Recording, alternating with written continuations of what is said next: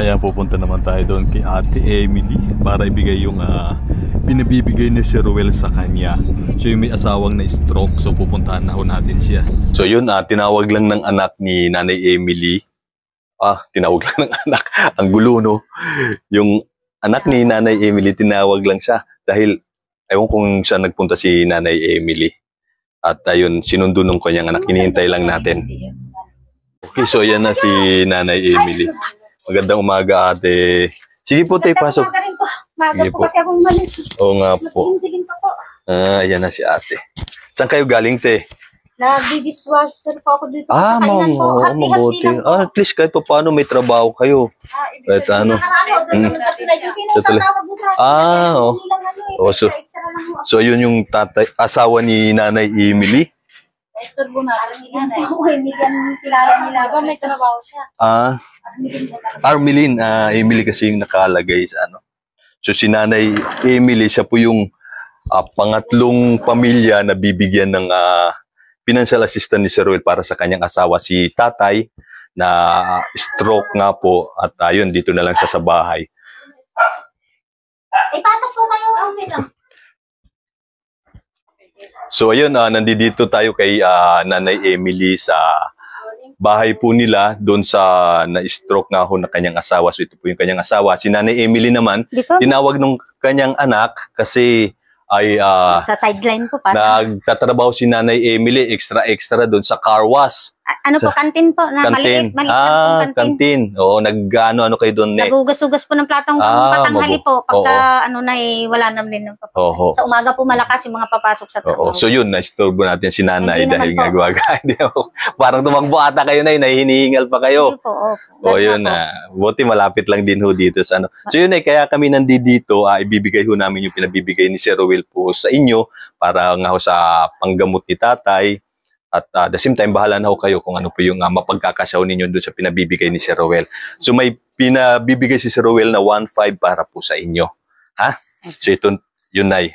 Hawakan po ninyo, Nay. 1,000, so 1.5. So yun po yung pinabibigay po ni Sir Ruel para sa inyo, doon sa hiningi nyong assistant para sa asawa ninyo, para din sa inyong pamilya na mabili yung gamot na pangangailangan ho ninyo. Lalong-lalo na ni tatay. Kung ano-ano. Naggagamot pa rin si tatay, tuloy-tuloy na. Last na nga rin po yung gamot na nung kahapon. Last na ngayon, be? Nakainom ka na? Hindi po. Ito po, nakukuha po sa center. Opo. Ikaw tayo talaga, dito na lang kayo. Hindi kayo nakakalakad na. Hindi, nakakalakad-lakad naman na po siya. Kaya hindi po makapagtrabaho po. Oo, talaga. Yung exercise tayo dito. Kahit pa paano, lakad-lakad din para ano kayo. So yun, Nay, ano po masasabi ninyo kay Sir Ruel Lipat, kay Ma'am Luz Lipat, kay Ma'am Percy Official Channel, and then sa buong team doon sa ibinigay po nilang assistant para po sa inyo, lalong-lalo kay tatay. So yun po.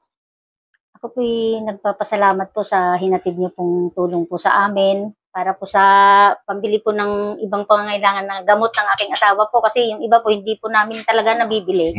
Sir Ruel Lipat po at sa kanya pong may bahay na si Ma'am Luz po. Salamat po sa bumubuo po ng inyo pong mga team po na sina Ma'am Percy, Sir Rodel, at sa lahat-lahat po na tumutulong po sa katulad po namin na nangailangan po talaga ng tulong po ng ibang ng mga ano po talaga kasi ako na lang po talaga yung naghahanap buhay po para sa pamilya ko. May dalawa po akong anak. Sige. Ayun, Nay, laban-laban lang, tiyaga-tiyaga lang. Kasi pagdating ng araw, sana bumuti pa si tatay at saka yung mga anak ninyo pagdating ng araw makatulong din sa mga pangangailangan ninyo.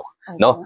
At yun, talagang laban lang, tulong lang, sipag lang, pagbutihin lang yung ano natin sa ginagawa natin sa araw-araw para masagano. May raraos din natin yung mga pangangailangan natin sa ano. At the same time, nandiyan naman si Sir Ruel Lipat para magbigay ng assistant or gabay po sa inyo sa kung sakaling meron pa kayong request, magano lang kayo sa kanya kung ano man yung pwedeng maitulong sa inyo. Basta yung nire-request ninyo, ipakikita nyo lang sa kanya na